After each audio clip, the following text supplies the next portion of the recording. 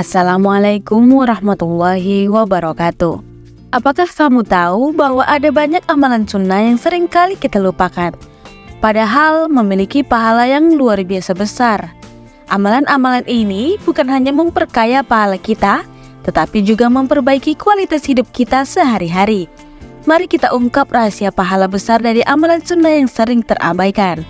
Jangan lupa untuk menekan tombol like, komen, dan juga subscribe agar tak ketinggalan berita informasi lainnya dan kisah-kisah menarik lainnya.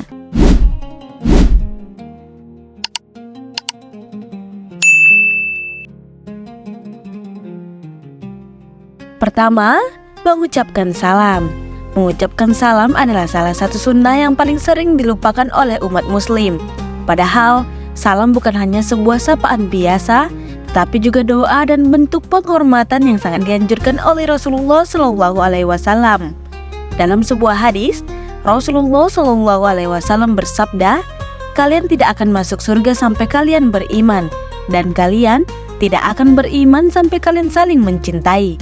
Maukah kalian aku tunjukkan sesuatu yang jika kalian lakukan akan membuat kalian saling mencintai? Sebarkan salam di antara kalian." Hadis riwayat Muslim. Salam merupakan cerminan dari ajaran Islam yang mengedepankan perdamaian dan kasih sayang.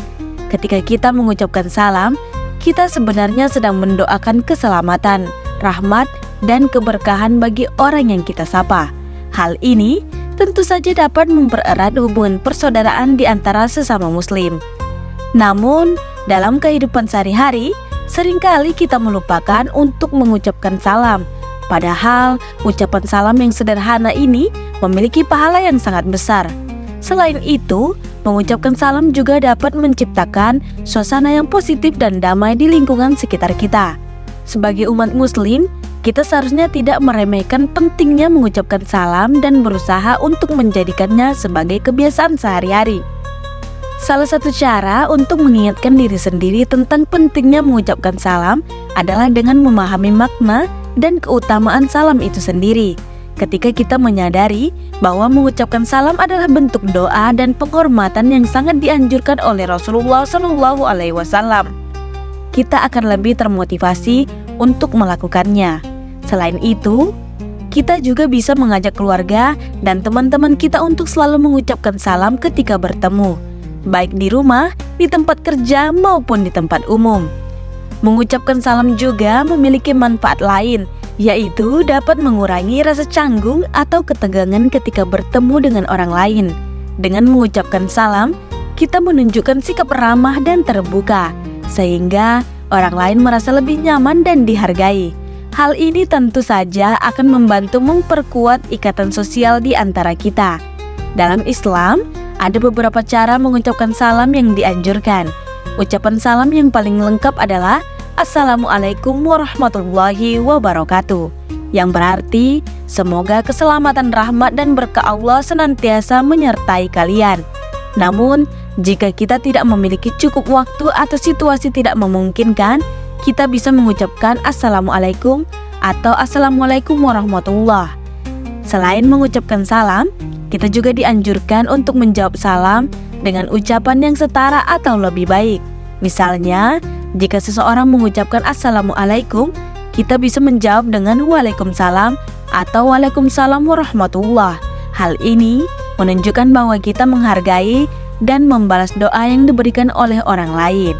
Sebagai umat muslim, kita seharusnya tidak hanya mengucapkan salam ketika bertemu dengan sesama muslim, tetapi juga kepada orang non-muslim. Rasulullah SAW mengajarkan kita untuk bersikap ramah dan menghormati semua orang tanpa memandang agama atau latar belakang mereka. Dengan mengucapkan salam kepada orang non-muslim, kita menunjukkan sikap toleransi dan kasih sayang yang diajarkan oleh Islam.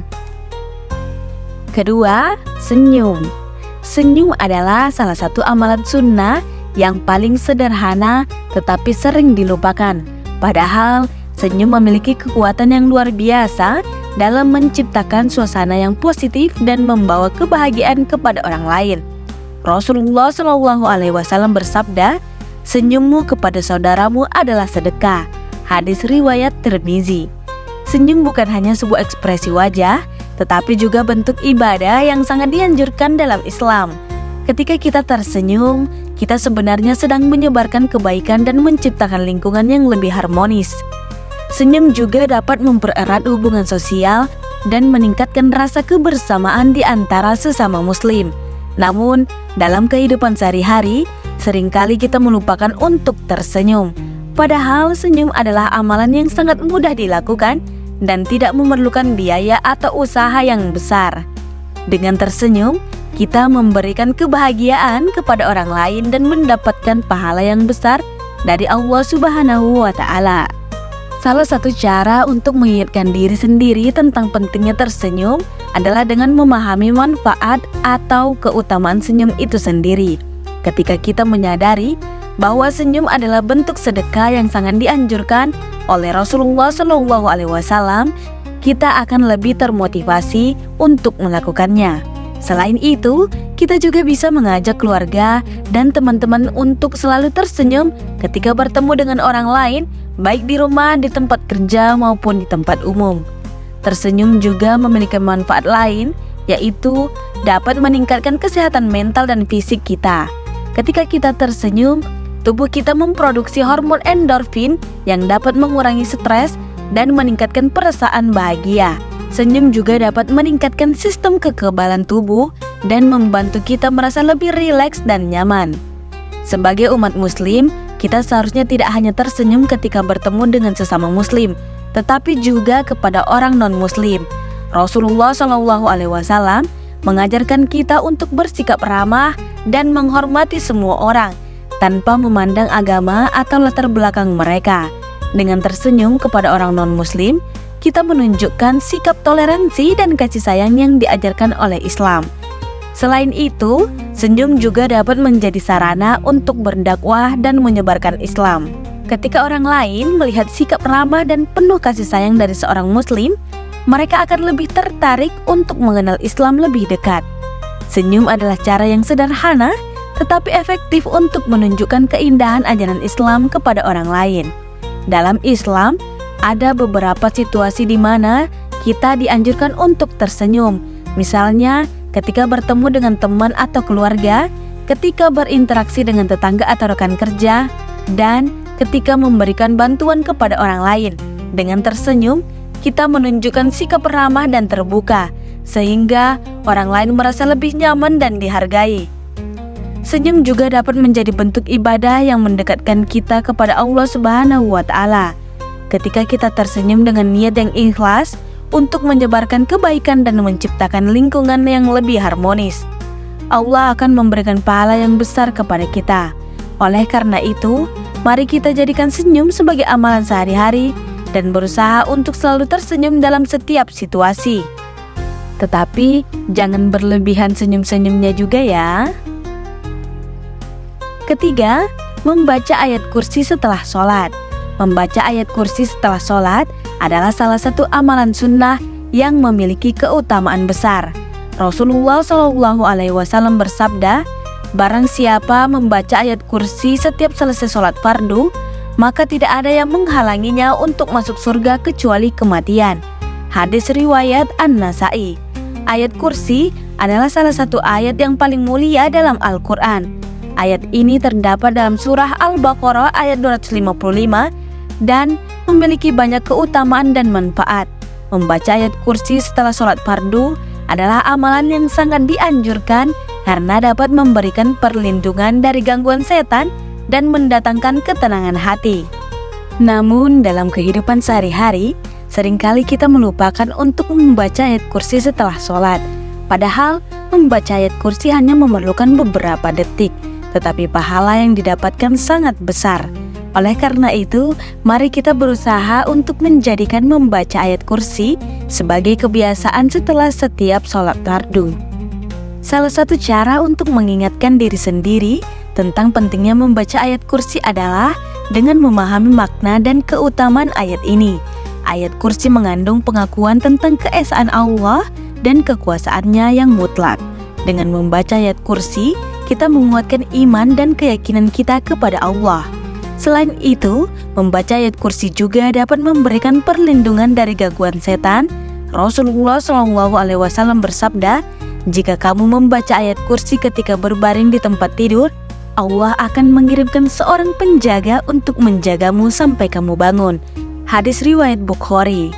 Ayat kursi juga memiliki manfaat lain, yaitu dapat memberikan ketenangan hati dan pikiran.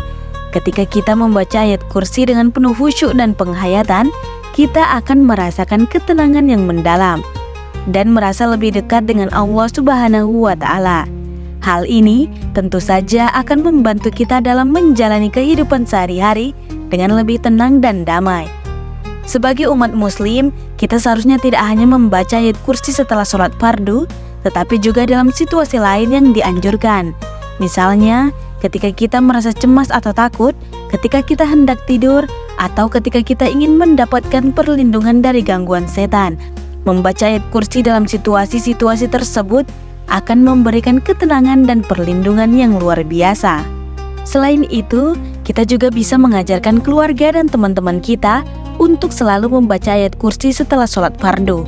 Dengan mengajak orang lain untuk membaca ayat kursi, kita tidak hanya mendapatkan pahala untuk diri sendiri, tetapi juga mendapatkan pahala karena telah mengajarkan kebaikan kepada orang lain.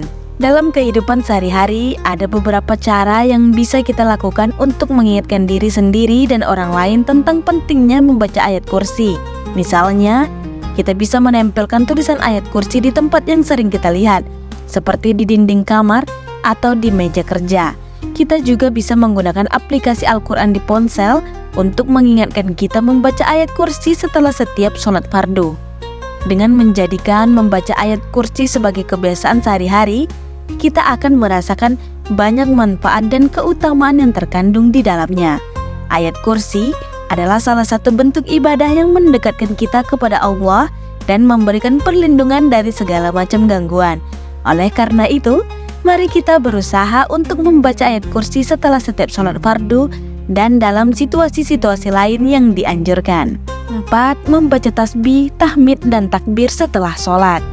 Mengucapkan tasbih, tahmid, dan takbir setelah sholat adalah salah satu amalan sunnah yang memiliki keutamaan besar.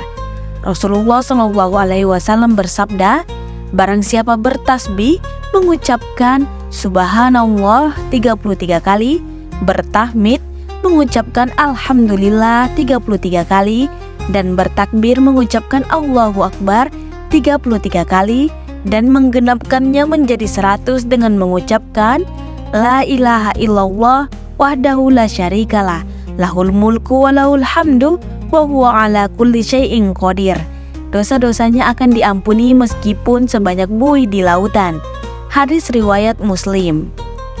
Tasbih, tahmid, dan takbir adalah bentuk zikir yang sangat dianjurkan dalam Islam. Ketiga zikir ini mengandung pengakuan tentang keesaan Allah, pujian kepadanya, dan pengagungan terhadap kekuasaannya. Mengucapkan tasbih, tahmid, dan takbir setelah sholat fardu adalah amalan yang sangat dianjurkan karena dapat menghapus dosa-dosa dan mendekatkan diri kepada Allah. Namun dalam kehidupan sehari-hari, seringkali kita melupakan untuk mengucapkan tasbih, tahmid, dan takbir setelah sholat. Padahal mengucapkan ketiga zikir ini hanya memerlukan beberapa menit, tetapi pahala yang didapatkan sangat besar. Oleh karena itu, mari kita berusaha untuk menjadikan zikir ini sebagai kebiasaan setelah setiap sholat fardu. Salah satu cara untuk mengingatkan diri sendiri tentang pentingnya mengucapkan tasbih, tahmid, dan takbir adalah dengan memahami makna dan keutamaan zikir ini. Tasbih, Subhanallah, adalah bentuk pengakuan tentang keagungan dan kesucian Allah. Dengan mengucapkan tasbih, kita mengingatkan diri kita sendiri tentang kebesaran Allah dan kebersihannya dari segala kekurangan. Tahmid, Alhamdulillah, adalah bentuk pujian kepada Allah atas segala nikmat yang telah diberikan kepada kita. Dengan mengucapkan tahmid, kita mengakui bahwa segala kebaikan dan kenikmatan yang kita terima berasal dari Allah dan kita bersyukur atas segala karunia-Nya. Takbir, Allahu Akbar, adalah bentuk pengagungan terhadap kekuasaan Allah yang tak terbatas. Dengan mengucapkan takbir, kita mengingatkan diri kita sendiri bahwa Allah adalah yang maha besar dan tidak ada yang setara dengannya. Selain itu, mengucapkan tasbih, tahmid, dan takbir juga dapat memberikan ketenangan hati dan pikiran. Ketika kita berzikir dengan penuh khusyuk dan penghayatan, kita akan merasakan ketenangan yang mendalam dan merasa lebih dekat dengan Allah. Hal ini tentu saja akan membantu kita dalam menjalani kehidupan sehari-hari dengan lebih tenang dan damai. Sebagai umat muslim, kita seharusnya tidak hanya mengucapkan tasbih, tahmid, dan takbir setelah sholat fardu, tetapi juga dalam situasi lain yang dianjurkan. Misalnya, ketika kita merasa cemas dan takut, ketika kita hendak tidur, atau ketika kita ingin mendapatkan perlindungan dari gangguan setan. Mengucapkan zikir dalam situasi-situasi tersebut akan memberikan ketenangan dan perlindungan yang luar biasa. Selain itu, kita juga mengajarkan keluarga dan teman-teman kita untuk selalu mengucapkan tasbih, tahmid, dan takbir setelah sholat fardu. Dengan mengajak orang lain untuk berzikir, kita tidak hanya mendapatkan pahala untuk diri sendiri, tetapi juga mendapatkan pahala karena telah mengajarkan kebaikan kepada orang lain. Dalam kehidupan sehari-hari, ada beberapa cara yang bisa kita lakukan untuk mengingatkan diri sendiri dan orang lain tentang pentingnya mengucapkan tasbih, tahmid, dan takbir. Misalnya, kita bisa menempelkan tulisan zikir di tempat yang sering kita lihat seperti di dinding kamar atau di meja kerja. Kita juga bisa menggunakan aplikasi zikir di ponsel untuk mengingatkan kita berzikir setelah setiap sholat fardu. Dengan menjadikan mengucapkan tasbih, tahmid, dan takbir sebagai kebiasaan sehari-hari, kita akan merasakan banyak manfaat dan keutamaan yang terkandung di dalamnya. Zikir adalah salah satu bentuk ibadah yang mendekatkan kita kepada Allah dan memberikan ketenangan serta perlindungan dari segala macam gangguan. Oleh karena itu, mari kita berusaha untuk selalu mengucapkan tasbih, tahmid, dan takbir setelah setiap sholat fardu dan dalam situasi-situasi lain yang dianjurkan. Kelima, mengunjungi orang sakit. Mengunjungi orang sakit adalah salah satu amalan sunnah yang sangat dianjurkan oleh Rasulullah SAW. Dalam sebuah hadis, Rasulullah SAW bersabda, "Barang siapa yang menjenguk orang sakit, maka ia tetap berada di kebun surga hingga ia kembali." Hadis riwayat Muslim. Mengunjungi orang sakit adalah bentuk empati dan kasih sayang yang tinggi. Ketika kita mengunjungi orang sakit, kita menunjukkan perhatian dan kepedulian kita terhadap sesama. Hal ini tentu saja akan mempererat hubungan sosial dan meningkatkan rasa kebersamaan di antara kita. Namun dalam kehidupan sehari-hari seringkali kita melupakan untuk mengunjungi orang sakit, padahal mengunjungi orang sakit adalah amalan yang sangat dianjurkan dan memiliki pahala yang besar. Selain itu, mengunjungi orang sakit juga dapat memberikan dukungan moral dan semangat kepada mereka yang sedang mengalami kesulitan. Karena dengan mengunjungi orang sakit, kita tidak hanya memberikan kebahagiaan kepada orang yang sakit, tetapi juga mendatangkan pahala yang besar bagi kita. Dengan mengunjungi orang sakit, kita mengikuti sunnah Rasulullah SAW dan mendapatkan keberkahan dari Allah. Selain itu, mengunjungi orang sakit juga dapat memberikan kita pelajaran tentang kesabaran dan rasa syukur. Ketika kita melihat kondisi orang yang sakit, kita akan lebih bersyukur atas kesehatan yang kita miliki dan belajar untuk lebih sabar dalam menghadapi ujian hidup. Hal ini tentu saja akan membantu kita dalam menjalani kehidupan sehari-hari dengan lebih bijaksana. Sebagai umat muslim, kita seharusnya tidak hanya mengunjungi orang sakit yang kita kenal, tetapi juga orang-orang yang membutuhkan dukungan dan perhatian.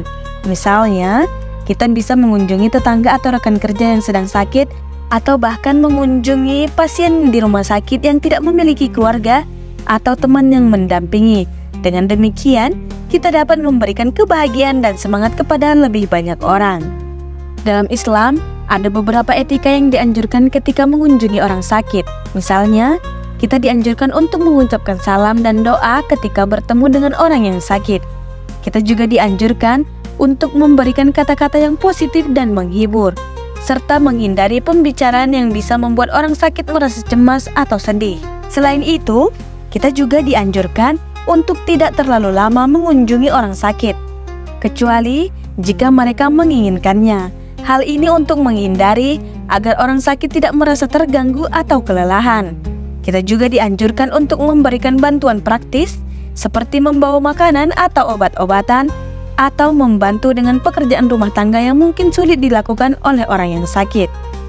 Dengan menjadikan mengunjungi orang sakit sebagai kebiasaan sehari-hari, kita akan merasakan banyak manfaat dan keutamaan yang terkandung di dalamnya. Mengunjungi orang sakit adalah salah satu bentuk ibadah yang mendekatkan kita kepada Allah dan memberikan kebahagiaan serta dukungan kepada mereka yang membutuhkan. Oleh karena itu, mari kita berusaha untuk selalu mengunjungi orang yang sedang sakit dan memberikan perhatian serta kasih sayang kepada mereka. Amalan-amalan sunnah ini mungkin terlihat sederhana, tetapi pahala yang terkandung di dalamnya sangatlah besar. Jangan biarkan amalan-amalan ini terabaikan dalam kehidupan sehari-hari kita. Mari kita perbanyak amalan sunnah untuk mendapatkan keberkahan dan pahala yang melimpah dari Allah Subhanahu wa Ta'ala.